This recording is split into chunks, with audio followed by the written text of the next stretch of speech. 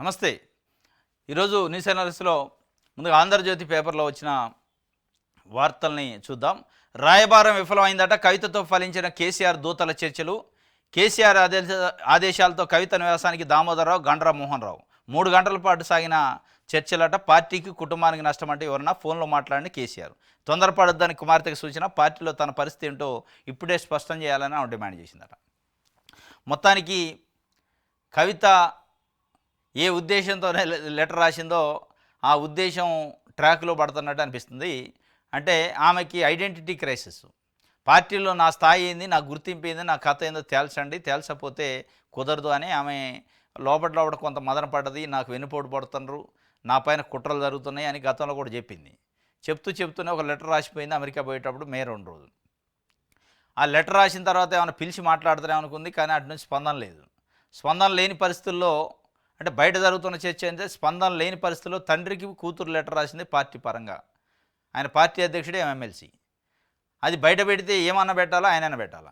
ఎట్టి పరిస్థితుల్లో కేసీఆర్ పార్టీ అధ్యక్షుడిగా, అంత పెద్ద సీనియర్ నాయకుడిగా కుటుంబ పరంగా, పార్టీ పరంగా విషయాలను బయట పెట్టుకునే ప్రయత్నం చేయడం అసలు ఎవరు చేయరు, తెలివి కల్లోళ్ళు. చేస్తే గీస్తే కవితకే ఉంది ఆ స్కోపు. లేదు నేను చేయలేదు, కొన్ని దెయ్యాలు చేసినాయని. మరి ఆ దెయ్యాలకి దేవుడికి రాసిన లెటర్ దెయ్యాలకు పోదు, దేవుడికే డైరెక్ట్ పోద్ది. దెయ్యాల మధ్యలో ఎందుకు పట్టుకుంటాయి? పట్టుకోవు. కాబట్టి ఇక అనివార్యమైన పరిస్థితుల్లో మా నాయనకి లెటర్ రాసిన కానీ కనీసం స్పందించట్లేదని లీక్ చేసిందా? లీక్ చేసి డిమాండ్లు సాధించుకోవడానికి ప్రయత్నం చేసిందా? ఆ డిమాండ్లు సాధన ప్రయత్నంలో నిన్న రాయబారులను ఇద్దరిని రాజ్యసభ మెంబరు, కేసీఆర్కి కో బ్రదరు, సడుగుడు అంటారు, దామోదరరావు, ఇంకొక ఆయన వాళ్ళ సమీప బంధువే గండ్ర మోహన్ రావు అని హైకోర్టు సీనియర్ అడ్వకేటు, ఆయన ఇద్దరిని పంపిండు. ముందు దామోదరరావుని పంపినట్టు ఆయన చర్చలు చేసినట్ట, ఇది కరెక్ట్ కాదు, ఇట్లా కాదు, అట్లా కాదు, కుటుంబ పరువు అది, పార్టీ పరువు అది, మనం వీక్ అవుతాం, ఇప్పటికే ఉన్న ప్రతిపక్షంలో ఉన్నాం, వేరే పార్టీలకు అవకాశం దొరికింది, చాలా ఇబ్బందులు పడతాం, నువ్వు పడతావు, పార్టీ పడిది, కుటుంబం పడిది, చాలా ప్రాబ్లమ్స్ వస్తాయి. వాళ్ళు ఏంటంటే ఏ కాడికి కుటుంబంలో ఒక సభ్యుని బయటికి పోకుండా రాజకీయ పరంగా, కుటుంబ పరంగా కూడా చూసుకోవాలి. లేదంటే 10 సంవత్సరాల్లో చేసిన పరిపాలన, ఆ పరిపాలన జరిగిన అవకతవకలు, అక్రమాలు, అక్రమ సంపాదనలు, అక్రమాస్తులు, ఈ వ్యవహారాలన్నీ బయటకు వస్తాయి. ఇప్పుడు షర్మిలా చూస్తాను మనం, వాటాలు, కథలు, ఆస్తులు అన్నీ వస్తాయి. ఒక దాంతో పోదు కదా, గ్యాప్ పెరిగినా ఉంది, గ్యాప్ పెరుగుతూనే ఉంటుంది. ఆ గ్యాప్ను తగ్గించాలని కేసీఆర్ వ్యూహాత్మకంగానే వాళ్ళని పంపిండు. లేదు ససేమేరా అన్నదట, ఫోన్లో కూడా మాట్లాడిచ్చారట కేసీఆర్తోని. ఎస్, ఇప్పుడు కాంగ్రెస్ పార్టీ అధికారంలోకి వచ్చి 18 నెలలు అయింది. తీవ్రమైన వ్యతిరేకత ఉంది కాంగ్రెస్ ప్రభుత్వం పైన, పార్టీ పైన. రాబోయేది మన గవర్నమెంటే అంటున్నారు, బీఆర్ఎస్ఏ గవర్నమెంట్ వస్తే కేటీఆర్ను ముఖ్యమంత్రి చేస్తా అంటున్నారు. మరి కేటీఆర్ను ముఖ్యమంత్రి చేస్తే నేనేంటి, నా పొజిషన్ ఏంది, అది చెప్తే తప్ప నేను రాజీ పడినా అన్నదట. ఆ పొజిషన్ నేను చూసుకుంటా అని కేసీఆర్, నువ్వు చూసుకోవడం కుదరదు, నేను నమ్మను, నాకు ఇప్పుడు తేలాలి, కేటీఆర్ని అధ్యక్షుడిగానో కేటీఆర్ని ముఖ్యమంత్రిగానో ఒక ప్రమోట్ చేయడానికి క్లారిటీ వస్తున్నాము, నా విషయంలో ఎందుకు రాదు. కేసీఆర్ విషయంలో, అదే కేటీఆర్ విషయంలో కేసీఆర్కు ఉన్న క్లారిటీ కవిత విషయంలో ఎందుకు లేదనేది ఆమె పట్టుదల. నేనేంటి, నా పొజిషన్ ఏంది ఆఫ్టర్ గవర్నమెంట్ వస్తే, గవర్నమెంట్ వస్తుందని ఊహల్లో వాళ్ళు, వచ్చిన తర్వాత కేటీఆర్ ముఖ్యమంత్రి అవుతారని, కేటీఆర్ ముఖ్యమంత్రి అయితే నా పరిస్థితి, నేను పార్టీ అధ్యక్షురాలనా కాదా, నాకు ఇస్తావా లేదా, లేదంటే నేను ఎక్కడ ఉండాలో, నా స్థానం ఏంది అని చెప్పి ఆమె చాలా గట్టి పట్టుబడిందట. అట్లయితేనే మాట్లాడతా, లేదంటే లేదందట. అట్లా ఇప్పుడు కుదరదు, ఇప్పుడు మాట్లాడలేము, దానికి టైం వచ్చినప్పుడు చూద్దామని ఆయన చెప్పిండట. నీకు అన్యాయం జరగకుండా చూస్తా, నువ్వు పంతాలకు పోవద్దంటే, లేదు నేను పంతం కాదు, దీనిపైనే బెట్టి చేసి కూర్చుందట. తర్వాత గండ్రా మోహన్ రావు వచ్చిండట. గండ్రా మోహన్ రావు వచ్చి ఆయన కొంత లీగల్ బ్రీఫ్ ఇచ్చిండట. ఇట్లా కుటుంబం స్ప్లిట్ అయితే రేపు ఏమి లీగల్ ప్రాబ్లమ్స్ వస్తాయి, ఈ కమిషన్లు, కథ, కాళేశ్వరం అని, మేడిగడ్డ అని, లిక్కర్ స్కామ్ అని, లేకపోతే ఫార్ములా A1 రేస్ అని, ఇట్లా రకరకాల కేసులు వస్తాయి, ఇవన్నీ లూజ్ అవుతారు, మీరు లీగల్గా ఇబ్బందులు వస్తాయి, అవతలోడికి ఒక ఛాయిస్ ఇచ్చినట్టు అయితే అని కూడా చెప్పే ప్రయత్నం చేసిండట. అంటే కవిత ఆలోచన ఏంటంటే, కేటీఆర్ పైన అనేక ఆరోపణలు, కేసులు ఉన్నాయి, అవన్నీ ప్రూవ్ అయితే ఆయన ముఖ్యమంత్రిగా అనర్హుడైతుడు, నేనే అర్హత అని ఆమె ఊహించుకుంటుందట్టుంది. ఆయన చెప్పిండట, కేటీఆర్ పైన ఉన్న కేసులు అని తుప్పేలు కేసులు అయ్యి, అవి ప్రూవ్ కావు, నిలబడవు కోర్టులలో, అవి ఏవి కావు, నువ్వు సమయానంతో నుండి నీకు భవిష్యత్తు ఉంటుందని చెప్పిండట. నీకు కూడా లిక్కర్ కేసు ఉంది, ఇదంతా పెద్ద ఉచ్చు బిగిస్తుంటే నువ్వు ఒంటరైతు అని చెప్పే ప్రయత్నం చేసినట్టు, కానీ అది విఫలమైందట, వినలేదట. మరి మళ్ళీ ఇంకొకసారి ఏమైనా పంపుతారా కేసీఆర్? బిడ్డ కాబట్టి అంత ఈజీ కాదుగా, ఎంత అన్యాయం చూడండి. డైరెక్ట్గా లెటర్ రాసింది, లెటర్ బయట పెట్టింది, దెయ్యాలు ఉన్నారు కేసీఆర్ చుట్టూ అన్నది, ఒక్క చర్య లేదు, సస్పెన్షన్ లేదు, సోకాదు లేదు. లేకపోగా ఆమె దగ్గర దూతలను పంపించారు. కేసీఆర్ ఫోన్లో మాట్లాడాడు. అదే ప్లేస్లో పార్టీలో ఇంకొక నాయకుడు ఉన్నానుకో, కేసీఆర్ ఫోన్ కాదు, మొత్తం టీవీలో టామ్ చెప్పారు, సస్పెన్షన్ చేసి పడేది. అంటే ఎంత అన్యాయం, ఎంత అప్రజాస్వామికం. మాట్లాడితే బీఆర్ఎస్ వాళ్ళు మా పార్టీ ప్రజాస్వామ్యం ఉందంటారు. ఏడుంది ప్రజాస్వామ్యం? ఉంటే కవిత ప్లేస్లో ఇదే వేరే వాళ్ళ కుటుంబ సభ్యుడు కాకుండా వేరే నాయకుడు ఎవరన్నా ఇదే మాటలు మాట్లాడి ఉంటే మనం చూసిన ఈటెల రాజేందర్ ఒక్క మాట అన్నాడు అంతే, గులాబీ జెండాకి ఓనర్లం మేమే అన్నందుకు నువ్వు ఎట్లా ఓనర్ అవుతావు అని సస్పెండ్ చేసి బయటికి పోయిన దాకా పొగబెట్టి వేధించి చంపారు. తాటికొండ రాజేని డిస్మిస్ చేశారు, బర్తరఫ్ చేశారు. అట్లా ఎంతోమంది ఉద్యమం నుంచి ఉన్న నాయకుల మొత్తాన్ని మెడబట్టి గెంటేశారు. ఇవాళ ఇంత బాహాటంగా రచ్చ చేస్తుంటే కూడా కనీసం ఒక చర్య లేదు. మళ్ళీ బతిలాడే కార్యక్రమం, నేనున్నా అని ఎంటబడి బతిలాడే కార్యక్రమం. అంటే ఎంత వివక్ష, ఎంత పక్షపాతం ఉంది పార్టీలలో, అంటే రీజనల్ పార్టీలు అనేది స్పష్టంగా అర్థమవుతుంది. ఇక రాయబారం ఇదైతే ఏం రాయబారం అయిందంటే కేటీఆర్కి మళ్ళీ శ్రీముఖం నోటీసు వచ్చిందట. ఫార్ములా ఈ రేస్ కేసులో ఏసీబీ నోటీసులు. రేపు విచారణకు రావాలన్న ఆదేశం. ముందే నిర్ణయించిన షెడ్యూల్ ప్రకారం విదేశాలకు వెళ్తున్నా, తిరిగి వచ్చిన తర్వాత హాజరవుతా. ఏసీబీకి కేటీఆర్ సమాధానం. నేషనల్ హెరాల్డ్లో రేవంత్ పాత్రపై బీజేపీ నేతలు మాట్లాడటం లేదేమని నిలదీత. ఇది ఒక కథ. కేసీఆర్కి నోటీసులు వస్తాయి, ఆయన అటెండ్ కానట్టుడు. ఇదంతా పాత కథ నడుతూ ఉంటుంది. ఇదంతా పరాసిపోడు తేలుగుట్టినట్టు ఉంది. ఆయనేమో గిచ్చుతుడు రేవంత్ రెడ్డి, ఈయన ఏడ్చినట్టు ప్రయత్నం చేస్తారు. ఈయన ఏడవడు, ఆయన గిచ్చడు, రెండు ఉండవు, ఒకటిదే. ఏంది నోటీసులు ఏంది, ఈ కథ ఏంది, ఫార్ములా ఈ రేసింగ్ ఏంది, ఎన్ని రోజులు ఈ కథ నడిపిస్తారు సీరియల్ లెక్క, ప్రజలకు ఇచ్చిన హామీల సంగతి ఏంది. ఈ నోటీసులు అంటాడు, ఒక నోటీసు అయినా బ్యాన్ రాయటం, పేపర్లు వేస్తాయి, ప్రజల సమస్యలకు గాలికోలేస్తారు. ఆయనకు అయ్యేది ఉంది, పోయేది ఉంది, సరదాగా వస్తాడు పోతాడు. అమెరికా పోయేచ్చాక వస్తానని అంటున్నాడు. ఇది ఒక మామూలు ఎవడన్నా ఒక 4,000 5,000 దొంగతనం చేసిన వాడిని అయితే ఇట్లా వదిలిపెడతారా, నేను ఊరికి పోయేస్తా తర్వాత అని. ఊర్లేదు గీర్లేదు కూర్చో కొడక అంటారు. ఈయనకు లేదా? అవి వర్తించవా? అంటే రాజకీయ నాయకులు అయితే ఒక రకంగా, సామాన్య ప్రజలైతే ఒక రకంగా. వేరే ఎవడన్నా ఇట్లాంటి కేసులు అయి ఉంటే నోటీసు పంపితే రాకపోతే గుంజరారు, జీబులు వేసుకొని గుంజుకోతారు. నేను అమెరికా పోయి వస్తా, నాకు వేరే టూర్లు ఉన్నాయి, సరదాగా తిరిగి వచ్చాక నేను వస్తా, ముందే ఫిక్స్ చేసుకునే ఉన్నాయట. ఇట్లా ముందే ఫిక్స్ చేసుకునే అందరికీ ఉంటాయి, మామూలు వాళ్ళు కూడా. ఎందుకు ఆగరు? ఇక్కడేంది అంటే ఇది కేసు ప్రభుత్వం సీరియస్నెస్ ఎంత దీంట్లోనే తెలుస్తుంది.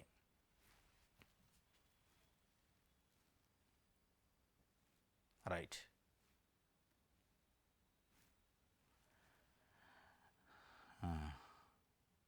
సాక్షి పేపర్లు. ఏపీలో దళిత మైనార్టీల ఆత్మగౌరవంపై బాబు సర్కార్ బూటు దెబ్బట. తెనాలిపట్నంలో 3 దళిత మైనార్టీ యువకులపై 3rd డిగ్రీ. నడి రోడ్డుపై పట్టపగిలే ప్రజల కళ్ళెదుటే ఒక సీఐ బూటు కాలుతో తొక్కిపెట్టగా మరో సీఐ దాష్టికం. ఆలస్యంగా వెలుగులోకి సోషల్ మీడియాలో వైరల్ అవుతున్న వీడియో. బరితెగింపులో ఏపీ సీఎం చంద్రబాబు బాటలోనే ఆ రాష్ట్ర పోలీసులు. ఈ మరీ ఘోరం. నడి రోడ్డు పైన బూటు కాలుతోని ఒక ఆయన అణిచిపెడితే ఇంకొక ఆయన కర్రతోని కొడతాను. కనీసం పోలీస్ స్టేషన్ కన్నా తీసిపోతే పోదు. మళ్ళీ యూనిఫామ్లో ఉండరు. ఎంత పెద్ద తప్పు చేశారు కానీ ఒక కానిస్టేబుల్ పైన హత్యా ప్రయత్నం చేశారట. ఎప్పుడు? ఏప్రిల్ 24, ఇప్పుడు కాదు. ఏప్రిల్ 24 హత్యా ప్రయత్నం చేస్తే ఇప్పటిదాకా పట్టుకోలేదా? పట్టుకున్న వాళ్ళు మళ్ళీ నడి రోడ్డు పైన ఎందుకు? మరి అందరూ ఫోటోలు వీడియోలు తీసుకుంటట్టు సినిమానా, ఈ సీరియల్ షూటింగా? ఏదో సినిమా షూటింగ్ లెక్క రోడ్డు పైన పెట్టి మొత్తాన్ని అయితే ప్రభుత్వం ఎట్లా ఉంది, బరితెగింపు ప్రభుత్వం అనేటట్టు చేశారు. మరి పోలీసులు కావాలని చేశారా, ఇది బయట పబ్లిసిటీ వేరే కావడానికి, లేదా ప్రభుత్వం ఒత్తిడి చేసిందంటే ప్రభుత్వం అట్లా చేయదు, ఎందుకంటే బదనాయం కాదు కదా. రైట్. కుదరని ఏకాభిప్రాయం, కేబినెట్ విస్తరణ మరోసారి వాయిదా. కేసీ మహేష్ కుమార్ గౌడ్తో రాహుల్ చర్చలు. అది కుదరదు, మనం చూడడం. ఇది ఎప్పుడు వచ్చేది? అది కుదరదు. మనం నిన్న కూడా అనుకున్నాం. కేబినెట్ విస్తరణ, పీసీసీ కార్యవర్గం రేపో మాపో అంటారు. అది రేపు ఉండదు, మాపు ఉండదు. మళ్ళీ మే 30కి వాయిదా పడదట. రాహుల్ గాంధీ మన రేవంత్ రెడ్డి ముఖ్యమంత్రి 3 రోజులు అయింది ఢిల్లీ పోయి. రాహుల్ గాంధీ అపాయింట్మెంట్ ఇవ్వలేదట. మహేష్ కుమార్ గౌడ్కి ఇచ్చిండు పీసీసీ అధ్యక్షుడికి, కానీ ఆయనకి ఇలే. మహేష్ కుమార్ పోయి మాట్లాడి ఆయన ఏం చెప్పిండు, మళ్ళీ ఆయనకు వచ్చి ఇంటికి వచ్చి చెప్పిండట రేవంత్ రెడ్డికి. మరి ఏం నడుతుందో రేవంత్ రెడ్డి పరపతి కాంగ్రెస్ అధిష్టానం దగ్గర, రాహుల్ గాంధీ దగ్గర ఏముందనేది ఇప్పుడు పెద్ద ప్రశ్న, డాలర్ల ప్రశ్న. 3 రోజులు ఉన్నాడు మహేష్ కుమార్ గౌడ్. ఎంతో పాటుపోయిన మహేష్ కుమార్ గౌడ్కి అపాయింట్మెంట్ ఇచ్చిండు, ముఖ్యమంత్రికి ఇవ్వలేదు. క్యాబినెట్ మంత్రులు ఒక 4-5 పేర్లు పంపించారట. దానిపైన రాహుల్ గాంధీ టిక్ పెట్టి పంపించిండట. దాంట్లో 3 పేర్లు రేవంత్ రెడ్డి అబ్జెక్షన్ చెప్పిండట. వాకాటి శ్రీహరి పేరు కాంగ్రెస్ అధిష్టానం ఇచ్చిందట బీసీల నుంచి. లేదు అది కుదరదు, ఆది శ్రీనివాసనే పెట్టాలని నేను అన్నాడు ముఖ్యమంత్రి. అంటే అధిష్టానానికి రేవంత్ రెడ్డికి సంబంధాలు ఏ స్థాయిలో ఉన్నాయి, ఎంత పొరపచ్చాలు ఉన్నాయని స్పష్టంగా కనపడుతుంది. మరి ఇది ఎక్కడ దాగబోద్ది, ముఖ్యమంత్రిని మార్చే స్థాయి దాగబోద్దా, మరి ఎంతవరకు ఇది ఉంటుంది నిలబడిద్ది అనేది. అందుకే ఇన్నిసార్లు ఢిల్లీ పోవాల్సి వస్తుంది. ఆడ సఖ్యత లేదు కాబట్టి పోయిన మనిషి మళ్ళీ పోవాల్సి వస్తుంది, పోయిన ఇష్యూ పైన మళ్ళీ పోవాల్సి వస్తుంది. అది దిగదు కదా. ఈయన పైన మంచి అభిప్రాయం ఉంటే పోయిన గంటలలోనే అయిపోద్ది. టిక్కులు పెట్టుకొని పోతారు, ఈయన పోయి పేర్లు కానీ రైట్ కానీ అంటారు. ఈయన పేరు ఇచ్చిందని వాళ్ళు వద్దంటారు, వాళ్ళు పేరు ఇచ్చిందని ఈయన వద్దంటాడు. తెలంగాణ ప్రజలపైన ఢిల్లీ పెత్తనం అయింది. ఇప్పుడు తెలంగాణ ప్రజలపైన ఒక రకంగా మన నెత్తిన మనమే పోసుకున్నట్టు అయింది. ఓట్లు వేసి గెలిపించి ఢిల్లీ పోయేటట్టు, రోజు ముఖ్యమంత్రి ఢిల్లీకి హైదరాబాద్ తిరిగేటట్టు చేసుకోవడం అయింది. 3 రోజులున్న ముచ్చట్లేదట. రేవంత్కు ఢిల్లీలో పరాభవం, అపాయింట్మెంట్ ఇవ్వని రాహుల్ గాంధీ. కానీ టీపీసీసీ అధ్యక్షుడితో 2 సార్లు చర్చలు. కుటుంబంతో వెళ్లి కలిసిన మహేష్ కుమార్ గౌడ్. మంత్రివర్గ విస్తరణపై సీఎం ప్రతిపాదనల పక్కకు 4 పేర్లను సిఫార్సు చేసిన రాహుల్ గాంధీ. 3 పేర్లపై ముఖ్యమంత్రి రేవంత్ అభ్యంతరం. వాకాటి శ్రీహరి పేరును సూచించిన మల్లికార్జున ఖర్గే. ససేమేరాన సీఎం. ఆది శ్రీనివాస్ కోసం పట్టు. మహబూబ్ నగర్, నల్గొండ బెర్తులపై పీటముడి. మంత్రివర్గ విస్తరణకు మరింత సమయం పట్టే ఛాన్సు. రాష్ట్ర కాంగ్రెస్ వర్గాలకు జోరుగా చర్చోపచర్చలు. ఇది 3 రోజులు ఉండట ముచ్చట్లేదట రాహుల్ గాంధీ. మొహం కూడా చూపించలేదట. ఇది మంత్రివర్గ విస్తరణ కానీ మొత్తానికి ప్రభుత్వాన్ని మార్చే కాదు, అంటే ముఖ్యమంత్రిని మారుతారైందనే ఒక డౌట్ వస్తుంది ఇప్పుడు. ఆ విస్తరణ అట్టు ఉండగానే కొత్త ముఖ్యమంత్రిని తెచ్చి కొత్త విస్తరణ చేస్తారా అని. ఎందుకంటే 3 రోజులు ఉంటే అపాయింట్మెంట్ ఇవ్వకపోవడం ఏంది? అరే మోడీ అపాయింట్మెంట్ దొరుకుతుంది రేవంత్ రెడ్డికి, రాహుల్ గాంధీ అపాయింట్మెంట్ దొరకట్లేదు. విచిత్రం ఏంటంటే జిఎస్టీ మీటింగ్ పోయింది, మోడీతో మంచి చేతులు చేసిండు, కుశల ప్రశ్నలు, ముషిముషి నవ్వులు నవ్వారు. కానీ రాహుల్ గాంధీ దగ్గర అపాయింట్మెంట్ దొరకట్లేదంటే రాహుల్ గాంధీ ఏం ప్రధానమంత్రి కాదు. రాహుల్ గాంధీ వాళ్ళకు ఉన్నదే 4, 5, 3 ముఖ్యమంత్రులు ఉన్నారు. ఆ ముఖ్యమంత్రులతో కూడా మాట్లాడే సమయం లేనంత బిజీ ఏం కాదు. ఇంటెన్షనల్గా కలవటం ఇష్టం లేక కలవలే. 3 పేర్లు కాంగ్రెస్ అధిష్టానం 4 పేర్లు పంపిస్తే 3 పేర్లు అబ్జెక్షన్ పెట్టిండట రేవంత్ రెడ్డి. ఇది కుదరదు అది కుదరదని. అంటే ఇది చిట్టపాటలాడి మొత్తానికి ఈ ముచ్చట మొత్తం ఎటు పోయేటట్టు అనిపిస్తుంది.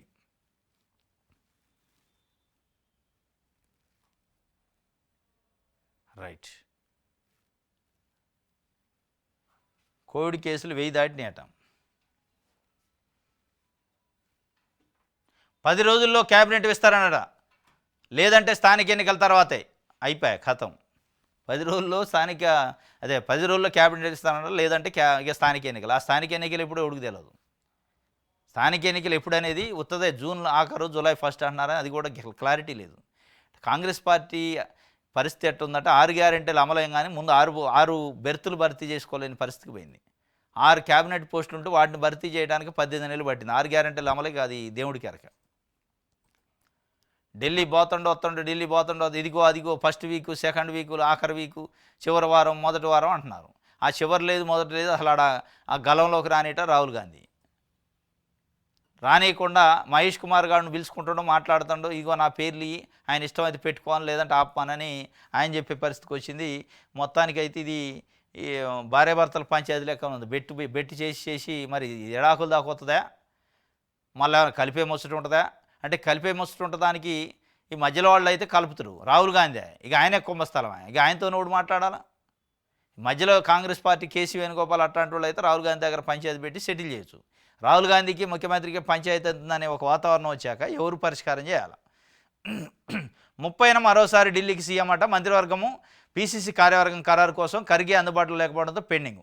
హైదరాబాద్ చేరుకున్నాడు ముఖ్యమంత్రి రేవంత్ రెడ్డి. 30న పోతారు, మళ్ళీ ఒక 30 సార్లు పోతారు. అది అయ్యేది కాదు, పోయేది కాదు. కవితకు బుజ్జగింపులట. దామోదరరావు, ఎంపీ దామోదరరావు, న్యాయవాది గండ్ర మోహన్ రావు 3 గంటల పాటు ఎమ్మెల్సీ సుదీర్ఘ మంతనాలు. గులాబీబాద్ చెప్పిన విషయాలు చేరవేత, పార్టీలో తగిన ప్రాధాన్యం ఉంటుందని హామీ. అనుమానాలు, లేఖ రాసిన పరిస్థితులను వివరించిన కవిత. ఏసీబీ నోటీసులపై కేటీఆర్కు మద్దతుగా ట్వీట్. ఇక అది చేస్తారులే, అది అవన్నీ ఉంటుంది, లోపట ఒకటి ఉంటుంది.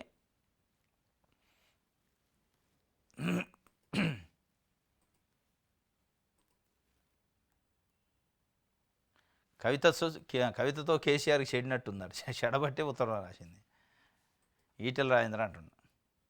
ఇప్పుడు సారి 30న మరోసారి రా, అప్పుడు మాట్లాడుతా అన్నాడు రాహుల్ గాంధీ. ఇప్పుడు నేను గెలవలేను, సారి.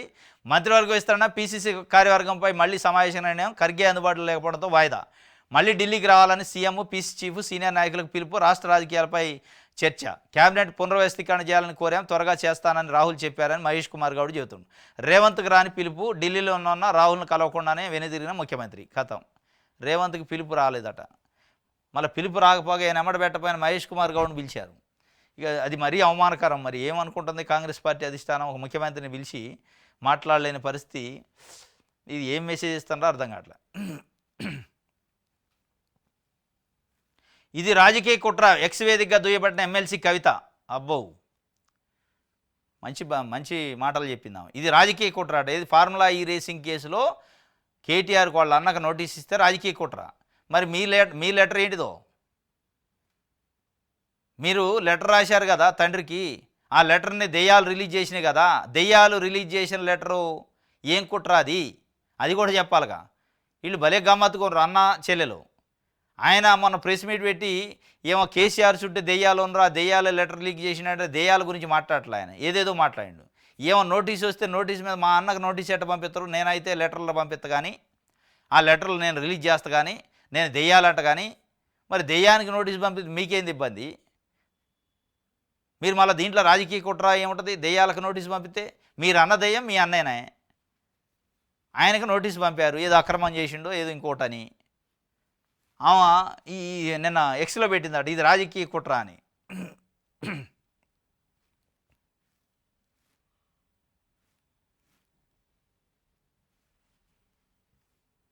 ఆదాబ్ హైదరాబాద్ చూద్దాం.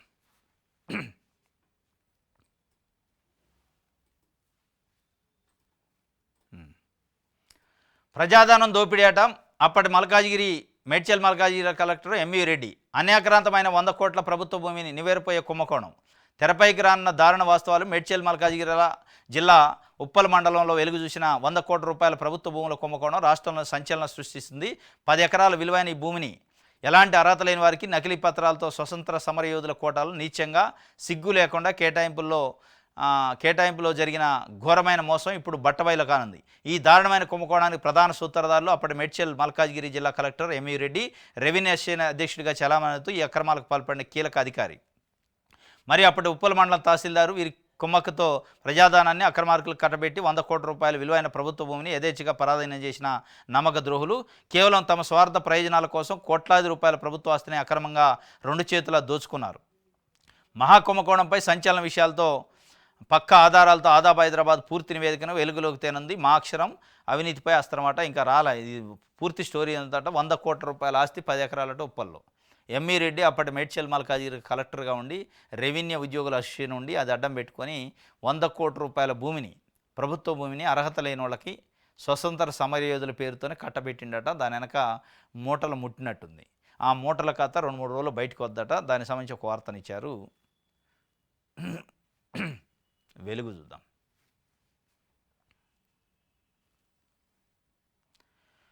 నలుగురు బెర్తులకు 7 ఉన్నారట. రాష్ట్ర కేబినెట్ విస్తరణపై రాహుల్ గాంధీ చేతికి లిస్టు.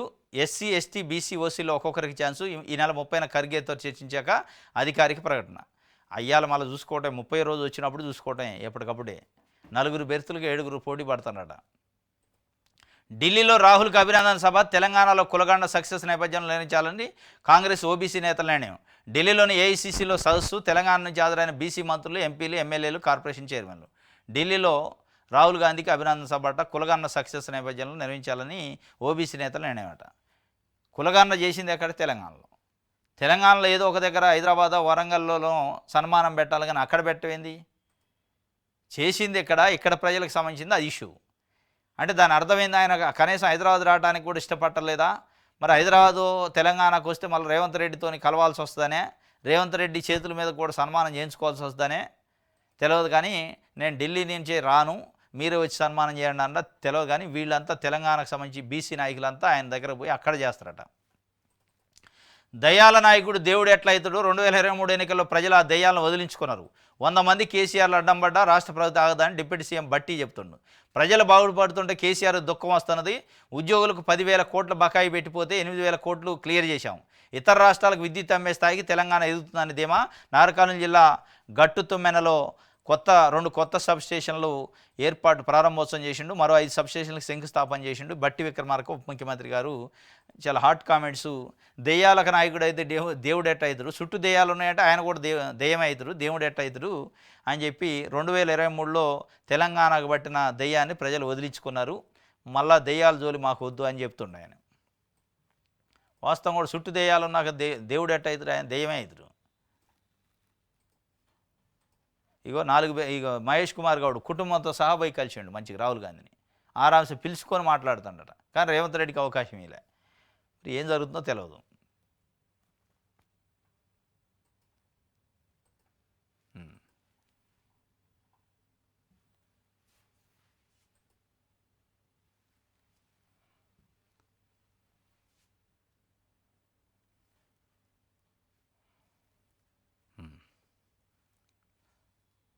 నేను రాను అమెరికా వెళ్తున్నా అంటాడట కేటీఆర్. నోటీస్ పంపితే నేను రాను, నేను అమెరికా వెళ్తున్నా అని. ఫార్ములా ఈ రేసింగ్ కేసులో నోటీస్ పంపించారు ఏసీబీ వాళ్ళు. అంటే మామూలు సామాన్యుడు ఎవరన్నా ఒక పోలీస్ స్టేషన్లో చిన్న కేసు అయితే, చిన్న కేసు అయినా కానీ నేను రాను, నేను ఊరికి పోతాను, నేను ఆ ఊరికి పోతాను, వచ్చాక వస్తానంటే ఊరుకుంటారా? గుంజా పోరు ఇంటికి వచ్చి ఎత్తపోతారు. మరి కేటీఆర్కి ఎందుకు వర్తించదు అది? మరి ఏం కేసు ఇది? నిజంగా నిలబడే కేసేనా? నిజంగా కేటీఆర్ని నిజంగా లోపటేసే కేసేనా? అంటే ఉత్త డ్రామా కంపెనీ ఇది. ఈ డ్రామా కంపెనీ చేసి కేటీఆర్ నేను ఏదో చేస్తున్నట్టు, ఆయన ఏదో తిడుతున్నట్టు, రాజకీయ కుట్ర, ఈ ప్రకటనలు దీంతో మొత్తాన్ని జనాలను మెస్మరైజ్ చేయడం తప్ప ఏముండదు ఆడ. అది అయ్యేది లేదు, పోయేది లేదు. మన తెలంగాణ చూద్దాం.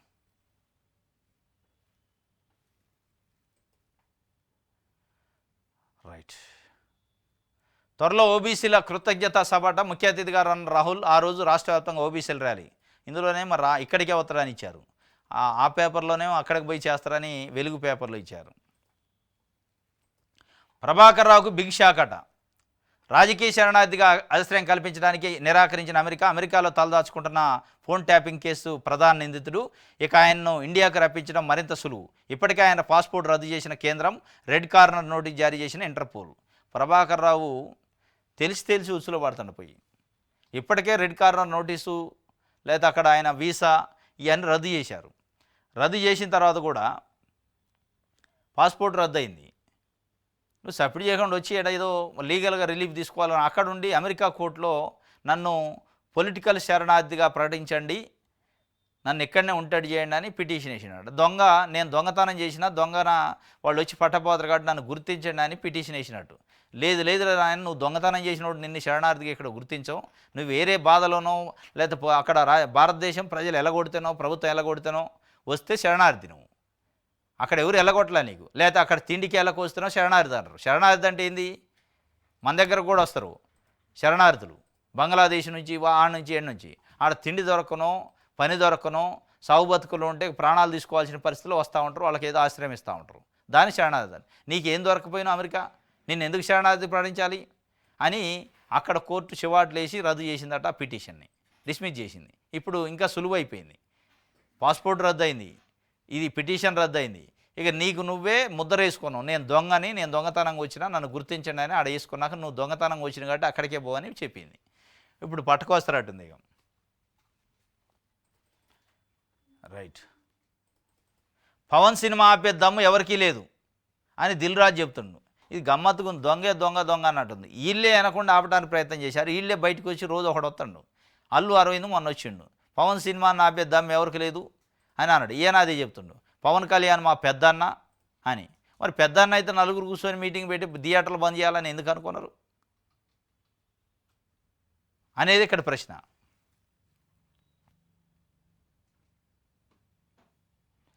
ఏసీబీ వల్ల ఖమ్మం రూరల్ సబ్ రిజిస్ట్రార్ పడ్డాడట. 30 ఏళ్ళు లంచం తీసుకుంటుండగా పట్టుబడ్డ అధికారిని లేడీ. ఖమ్మం రూరల్లో ఓ రైతు నుంచి 30 ఏళ్ళు లంచం తీసుకుంటుండగా ఖమ్మం రూరల్ సబ్ రిజిస్ట్రార్గా అరుణ సోమవారం ఏసీబీ వాళ్ళు చిక్కున్నారు. వివరాల్లోకి వెళితే ఖమ్మం నగరానికి చెందిన ఓ వ్యక్తికి ఖమ్మం రూరల్ మండలం తలంపాడులో 2000 గజాల స్థలం ఉంది. దీన్ని తన కుమారుడు పేరుపై గిఫ్ట్ రిజిస్ట్రేషన్ చేసేందుకు సబ్ రిజిస్ట్రార్ను అడగ్గా ₹1,00,000 వరకు డిమాండ్ చేశారు. ఆ డబ్బులను ఇచ్చేందుకు నిరాకరించిన బాధితుడు ఏసీబీకి ఫిర్యాదు చేశాడు. ఈ నేపథ్యంలో ఏసీబీ అధికారులు ట్రాప్ చేసి సబ్ రిజిస్ట్రార్కి సంబంధించిన డాక్యుమెంట్ రైటర్ పుచ్చకాయల వెంకటేశ్వరరావుకు ముందుగా 30 ఏళ్ళు ఇస్తుండగా దాడి చేసి పట్టుకున్నారు. కథం రెడ్ హ్యాండెడ్గా. ₹1,00,000 అడిగిందట వాళ్ళ ప్లాట్ వాళ్ళకి చేయించడానికి, వాళ్ళ కొడుకు చేయించుకోవడానికి.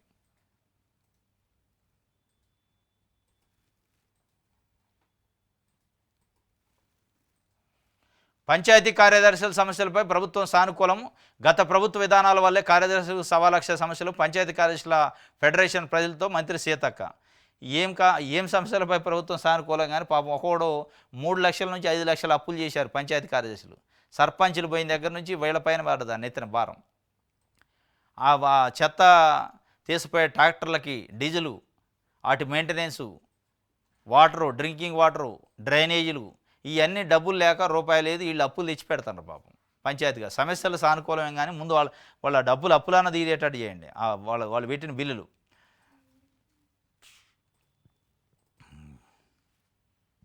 రైట్, ఇది వెలుగు మన తెలంగాణ. రైట్, ఈనాడు చూద్దాం.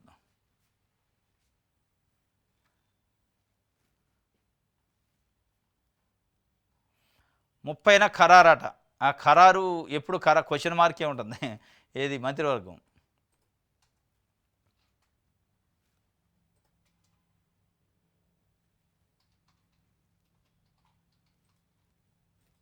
రైట్, ఇది ఈనాడుకు సంబంధించి. ఇది ఈరోజు న్యూస్ అనాలిసిస్. రేపు తాజా వార్తలతో తిరిగి కలుసుకుందాం. Thank you.